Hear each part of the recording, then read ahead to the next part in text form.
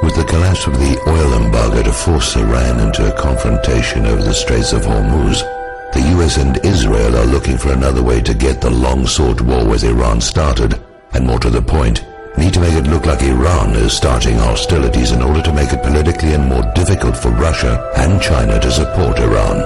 Now, recall that Israel has a past history of attacking US warships and framing others to trick the US into attacks on Israel's enemies, with the Israeli attack on the USS Liberty, initially blamed on Egypt, as the most well-known example.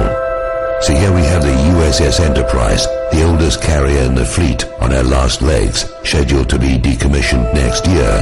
Her name is well known in part because of the Star Trek TV series. Decommissioning a nuclear aircraft carrier is a very expensive process.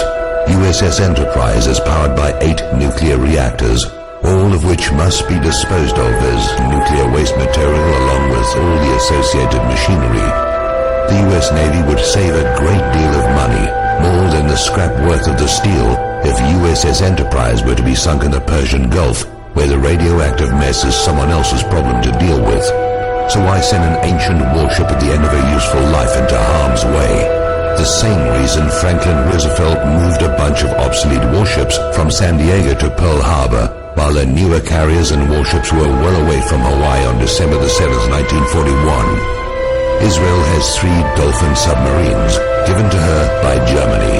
They have been seen transiting the Suez Canal in the past, and could well be operating in the Gulf of Oman, even the Persian Gulf by now, lying in wait for a used-up and obsolete warship, more useful as a sacrificial lamb and an actual weapon, a ship with American sailors, to be attacked as Israel attacked the USS Liberty, then to be blamed on the designated target, Iran, by a compliant media.